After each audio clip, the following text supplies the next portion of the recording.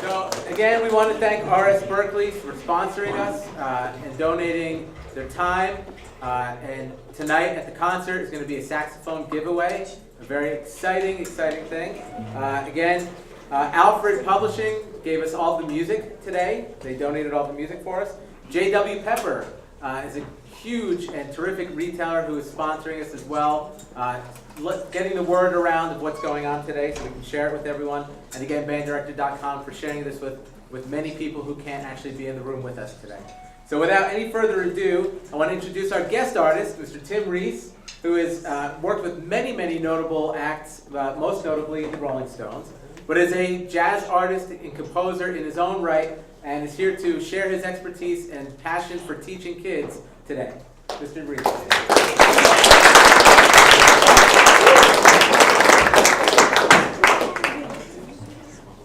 Good morning, everybody. We're going to start with the Blue Notes, which is the high school's intermediate jazz band. And our first tune that we're going to be playing is called Ready to Mango, and it's by Victor Lopez.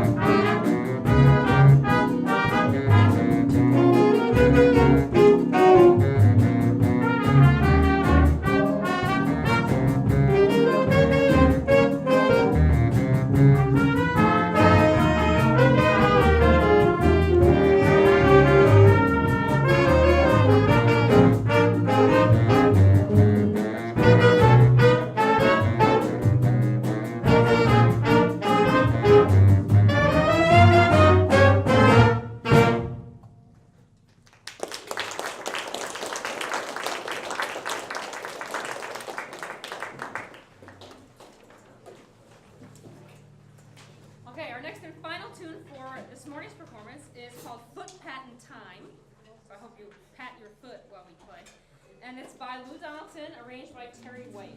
A couple of solos in this one. You're going to hear from James on alto and Jacob on tenor. And then we're going to hear from Nathan on trumpet and Dylan on alto a little bit later.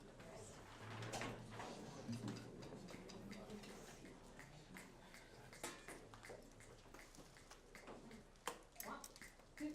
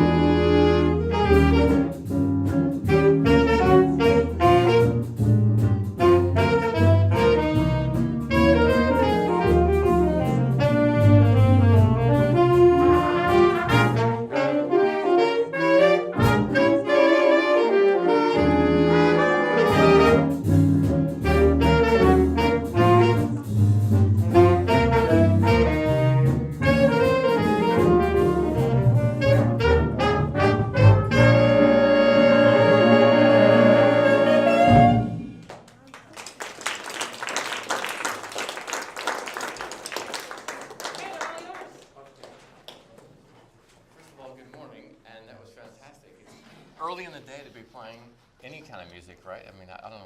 When do you guys start? You rehearse in the morning? We have concert bands before school at 7:17, and then our jazz bands are at night. At night, okay. That's much better anyway. At the end of the day, it really sounded great. And what's the age? It was like sophomores, juniors? All different ages. Okay. Yeah. And thank you so much. Some great solos. Really fantastic. Thank you guys for doing that. It sounded wonderful. Let's just start, I guess we'll start with the last tune that you just did, and then we'll go back to the first one. And this things I will say to this band, maybe it'll make sense to you guys. And when I say guys, I mean girls and guys, if that's okay, if I just say guys. So if I say things to them, hopefully it'll relate in some way to maybe it'll say, oh yeah, that makes sense. So that when you guys get up, you'll have the advantage of then hearing what I'm saying to them. So maybe it'll help in some way too. In this music, in jazz, specifically like on a swing tune like we just did, the main thing I would say for drums on this tune, you could leave every single thing that you have at home except for one thing. What do you think that would be? No, well, you definitely need rhythm, yes. What instrument of yours that you would say that you... If you forgot everything else, if you were, you took a plane and like one thing showed up and you're like, oh, thank goodness that showed up. No?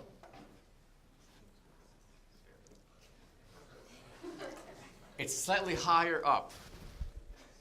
Yes. And specifically one cymbal. If you just played that entire piece only on the right cymbal and that's all you did, that's sort of our, if you're driving down the road and it's really smooth and you're like, oh man, this is a great road, I can just drive on this forever, as opposed to you're going through potholes and all this stuff. That's like keeping us really smooth. Like that is like our comfortable bed.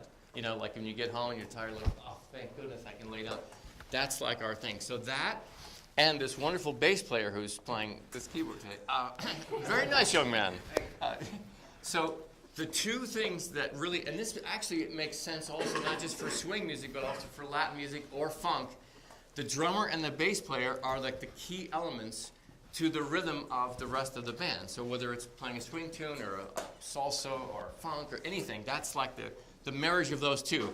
So in this specifically, in swing music, that sort of walking kind of bass, ding, ding, ding, ding. So that cymbal, along with that walking bass line, is paramount to everything else happening.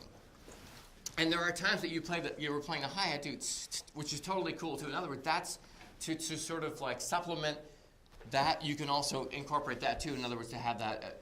Actually, I'm not sure what it says on the part as far as what you should play. It doesn't specify for you, right? Necessarily. Let's just try something. If you could do this for me, play from.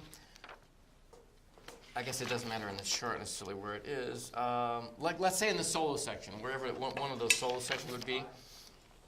45, is that what it is? Yeah, 45. Let's just start there, and for the heck of it, let's just do it without the solos for right now, just the rhythm section playing the piano, guitar, bass, and drums. And if you could, don't even look at the chart for right now. And I'm sorry, this is not trying to alleviate the written music, but we're now just going to be, you're just showing up to have a jam session. You're just like having fun. But mainly, if you could, play the right cymbal. Yeah. Let's just try, 12 bars of that. 1, 2, 1, 2, 3, 4.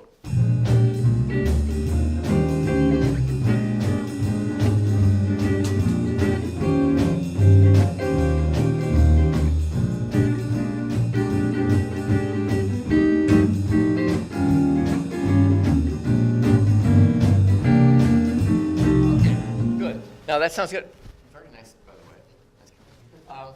So let me just, if I could, because this is a very particular thing. Like if you ever check out any very famous drummers, whoever it might be, like Elvin Jones or Tony Williams or Papa Joe Jones or Philly Joe Jones, or even these are drummers who are, sort of sort of the great drummers of the past, or Buddy Rich, or any number of it.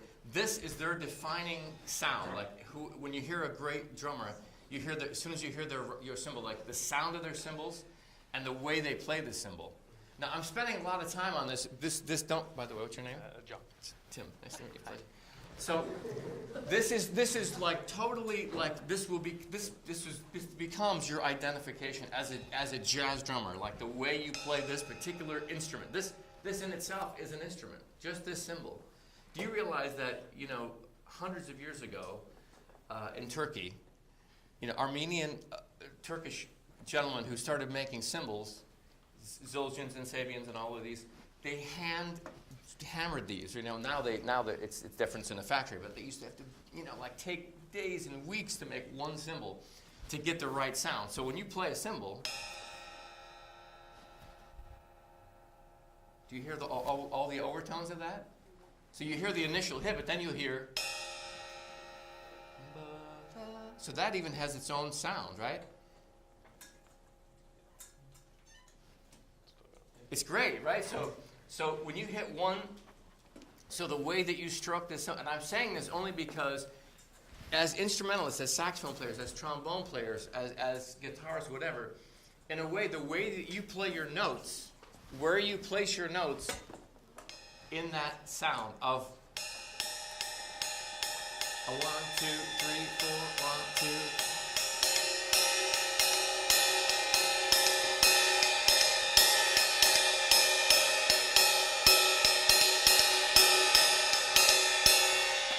So it has kind of a dance, right? Ding, ding, get the dance. So you're trying to your pattern, your pattern of the. If you just practice, I know you could play this like within. I did it. I'm a saxophone player.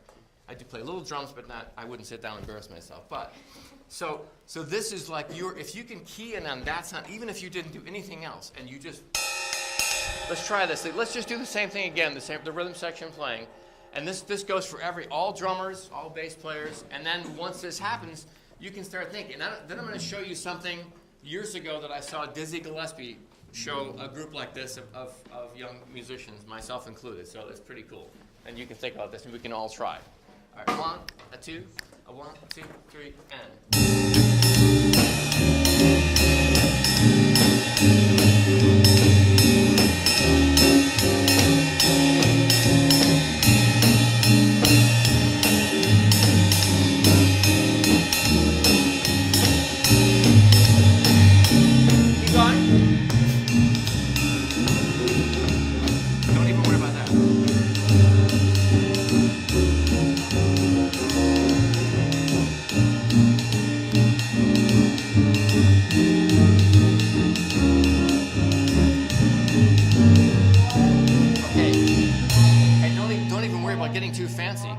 This is just like you're just. I mean, the main thing is quarter notes, and also the way you want to let the stick do the work for you.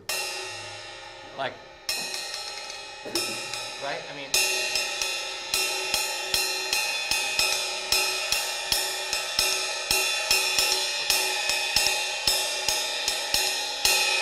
And that to me feels really good. And if I'm playing a saxophone solo above that, I'm actually thinking 1, 2, ding, ding, ding, ding. Then your rhythm can fit inside that. So that's the beginning process, okay, of the and then everything else you do, this is all just like, icing on the cake, as they say. This is the main ingredient, like when you taste a great, a bowl of pasta, the sauce on top, it's fantastic. And then if you want to add cheese, you can, and all the other stuff, and if you want to put meatballs in it. But this is the pasta. This is like the sauce, or the gravy, as they might say in Italian family. Okay, so that's like the key element. Everything else is all the side things. But if that sauce isn't good, the meal is not going to happen. Okay, so, and you sounded fantastic. Okay, 1 second. The only thing I would say about you, sometimes when you think about comping, when I say, do you know what the word comping means? Actually, it's a short term for accompaniment.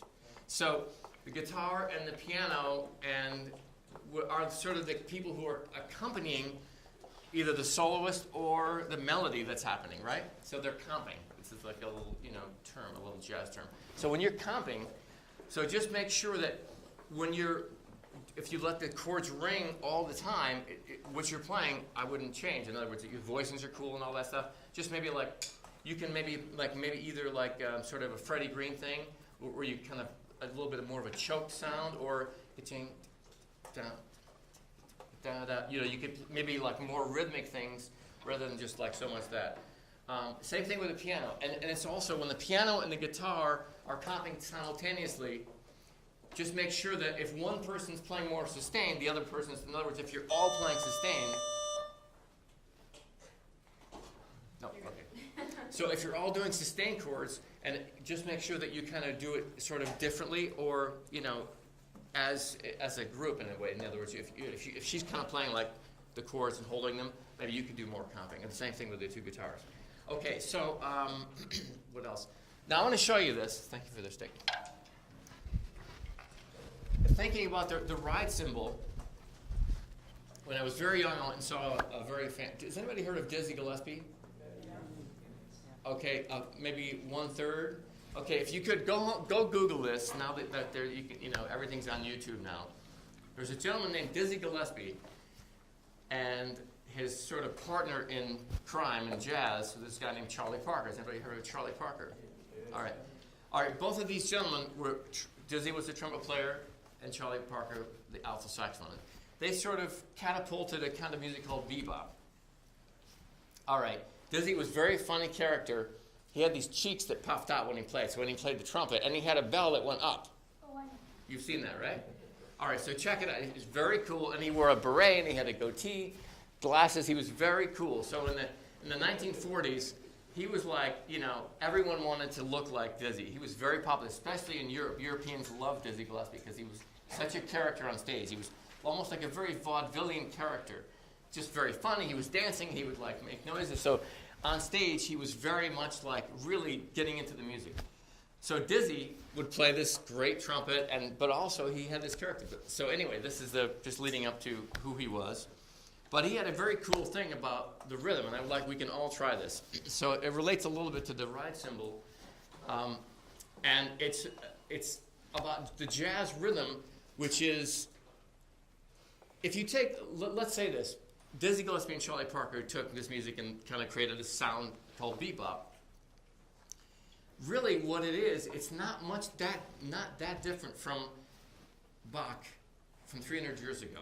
The lines were very similar, believe it or not. The only thing they added was the rhythmic concept, the rhythmic ideas incorporated sort of Western lines with the element of some flat nines and some sharp plus fours, a couple altered blue notes, as they say, but with the African rhythms.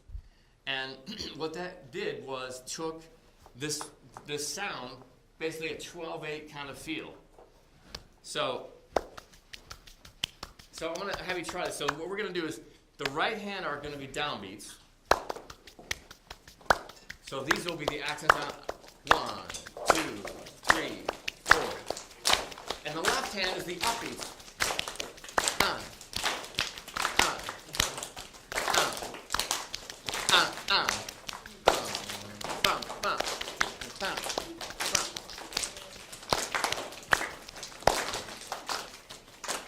Sounds pretty good, right? I like it. All right, congratulations. How about a hand for yourself? So it might seem a little bit corny to you, but I'm talking a lot about this because the rhythm of this music, this is what makes jazz different from when you play in concert band, when you play in a rock ensemble. This rhythm, this jazz rhythm, this kind of feeling of this down, down, bum, bum, bum, 2, 3, 4, bum, bum, down, down, down, bum, bum, bum. And if you ever watch any tap dancers, ever seen any really great tap dancers? they have such a great rhythm, right? So you're kind of using your hands as a tap dancer. And by the way, many of the great drummers from the past were also great tap dancers, because the rhythm that they would play on the snare drum, like Buddy Rich, and this guy that I've been playing with most recently, Jack DeJohnette, who's just turned 70, playing drums like he's 20 years old. He's such a great drummer. But they were all tap dancers. If you ever see them, they can do whatever they're doing on the cymbal or on the snare to do kind of solo kind of things, they can tap that same rhythm. So it's very similar. And what we're doing here, this is almost like tap. All right, so I'm leading up to, hopefully this makes sense. Maybe when you go home at night or, 3 years from now, you'll go, I get it. All right. But this is going to hopefully help. Saxophones. Okay, could we try where you guys come in with that famous Lou Donaldson melody, which is at 13, is it?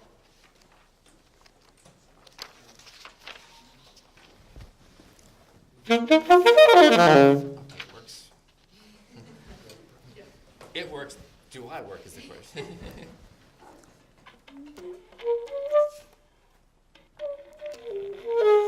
Okay, so just that first 4 bars. Could I hear just the saxophone play those first 4 measures at 13? Boo, boo, boo. Is that about the right tempo? A 1, 2, a 1, 2, 3, 4.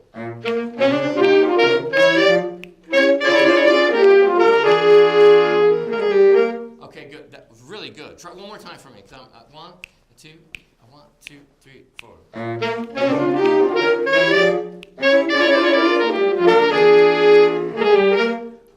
Really good. So thinking about that, right? 1, 2, 3.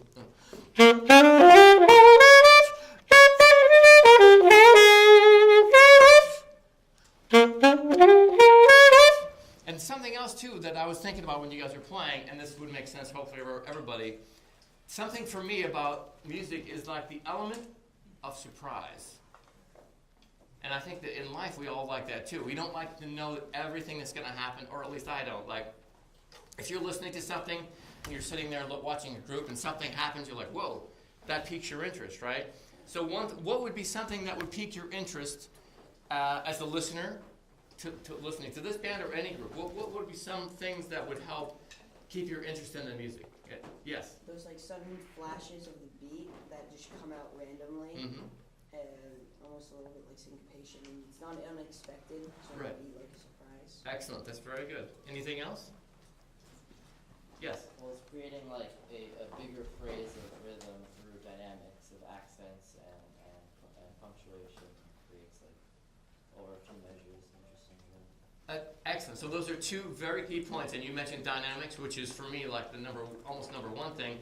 Rhythm, accents, all those things are very key elements to all music, but specifically to jazz, for sure.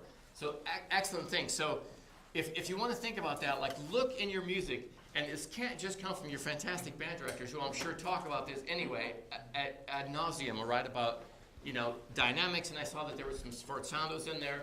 Anything that you can do in the music to alter this, to make this sound any I guess better, right? In the sense that all musicians have to look at like, okay, what can I do to this phrase to make it have personality? And that's something else too to think about, is that, and maybe this is something I should talk about, is that all these instruments that we're playing, trombone, saxophone, trumpet, percussion, guitar, whatever, these are instruments that, as an example, we talked about the R.S. Berkeley horn. I'm playing one of these wonderful saxophones. They're amazing instruments. But what is making this instrument sound? Yes? You. Excellent. So really, you are the instrument, right? So you for instance, let's just say this. What do you play? Drums. Okay, I want to hear you play that. You're going to play it later? Okay, cool. All right. So let's just say there's 2 saxophone players. This gentleman next to you and this gentleman here. Both saxophone players. You could both have these amazing instruments, but what the difference, the key element is, you are telling this instrument what to do. You are controlling this. So you have the control and the power to decide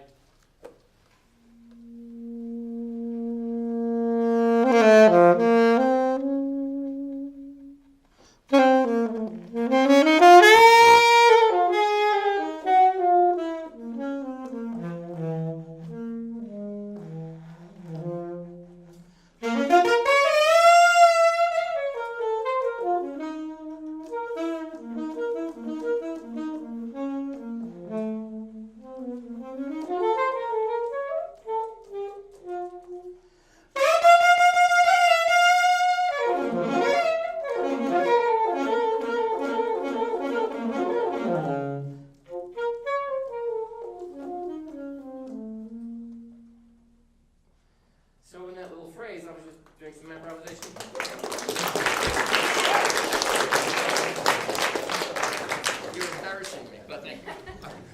But, so the idea that I was thinking about the same thing, like, what can I do to make the phrase, not just here. What you don't want to hear is, if I'm playing music and I'm just going like this and I'm talking like this, then it's going to be very boring and soon you're going to fall asleep. So you want to make music like that too. You want to have those peaks and valleys, right? Just like a singer. If you were hearing a singer, like who's your favorite band?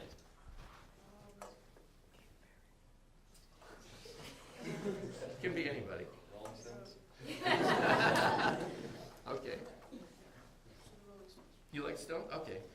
I like the Stones too. Very nice people, good musicians. So the Rolling Stones, or who else? Who's some other groups? Queen. Great. That singer is incredible. Goodness. Wow, amazing. Who else? Joe Pass. Okay. Beatles? Fantastic. Did anybody see Paul McCartney really see on that 12-12-12 concert? Man, the guy's at 70. Sounds like he's incredible. His voice is still happening. Yes.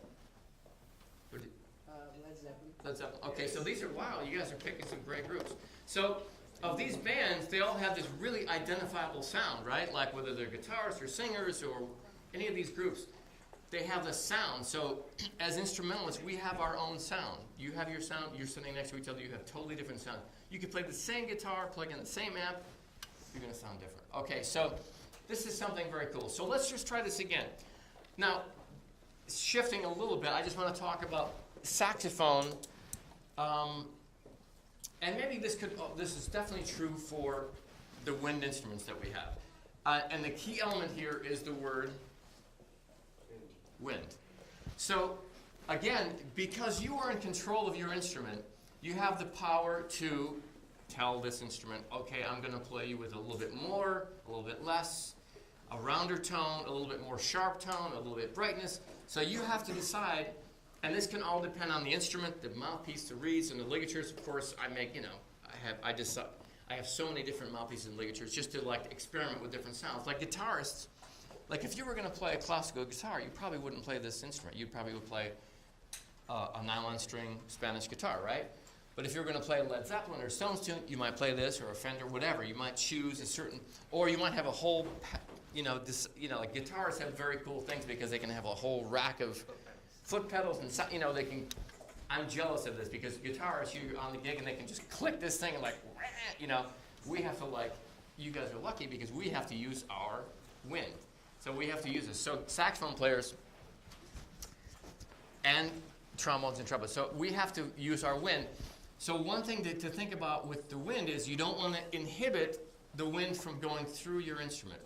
And to do that, how would that be? In other words, the sound what's the first thing that's happening with your instrument? What's the first element of the sound? Besides you yourself, besides your wonderful air that's coming out, sitting up and doing your magnificent wind control. What's the first thing that hits the instrument? The reed. So this is the thing that makes the sound, believe it or not. This is what vibrates. So what you don't want to do is inhibit this reed from vibrating. So I'll give you an example. And this happens to a lot of young saxophone players, is that their bottom lip, and how many of you by chance started on clarinet? Only one? Well, it's unusual, because a lot of people graduate from clarinet to saxophone. But often I see a saxophone players playing with a very tight embouchure, and what this does, and I'll show you the difference in just 2 seconds, is right? As opposed to I played the same amount of air, but a number of things happened. The sound was much more rounded, and it allowed the air to come through, and it was louder. Not that I'm looking for necessarily volume, but I'm looking for the sound to actually produce more. And what you're trying to do is have this reed resonate. So what happens is the less mouthpiece that you take and the more tight you are with your lower lip, what's going to happen is you're only allowing the tip of the reed to vibrate. So the reed is this long, but if you're putting this much of the mouthpiece in your mouth and then playing with the really tight embouchure, just the tip of the reed is vibrating.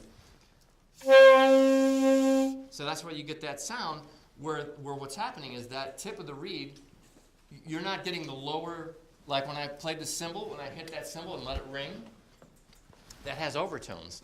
So if you let more of the reed vibrate, what's going to happen is you're going to get more of the lower tones in there too, as well as the high. So you want to take a little bit more mouthpiece and just relax the lower lip a little bit.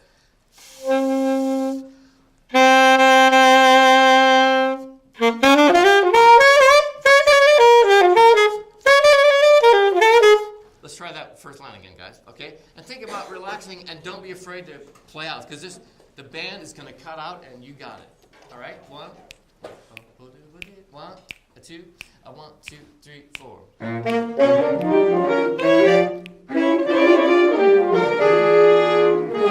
Can we try this? Let's do it about half that tempo. 1, 2, 1, 2, 3, 4.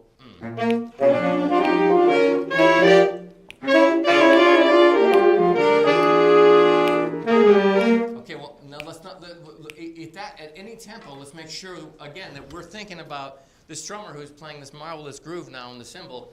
We each, as individual instrumentalists, we have to all be drummers in a way. We have to all think about.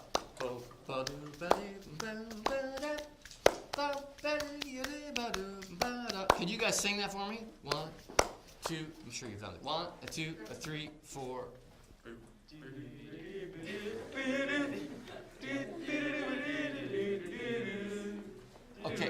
Okay, I'm hearing a lot from this end. It's left. Okay, let's hear the whole answer. Okay, same thing. 1, 2, 1, 2, 3, 4.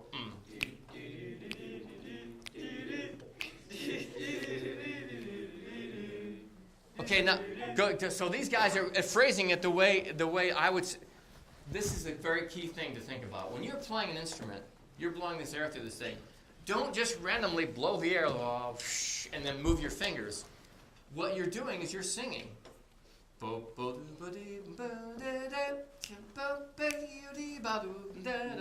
doing those little inflections you talked about, those little turns and little things that make it interesting. One more time, and then we're going to play that just the way you guys are singing it. Fantastic. Are you guys in a chorus? No? Okay. 1, 2, 1, 2, 3, 4.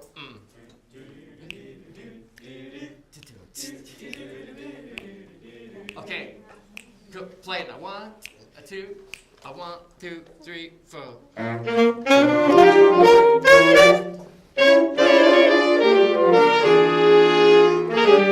Okay, cool. Now I know that. Unfortunately, I can talk. You have to cut me off. So anytime I get bored, I just go. So please. All right. Well, listen. Maybe we're not going to be able to get through every measure of every tune, but just talking about this kind of first. Again, it sounded really great. And now you guys just started in January, right? Pretty amazing. Is there anything that you would like me to cover? In other words, That's a great start, I think. And I think you're right. Throughout the day, everybody can listen to each other and learn, even when they're not playing. Yeah. Well, I mean, should we move on? Yeah. So we're gonna switch groups. Thank you, guys. Thank you so much.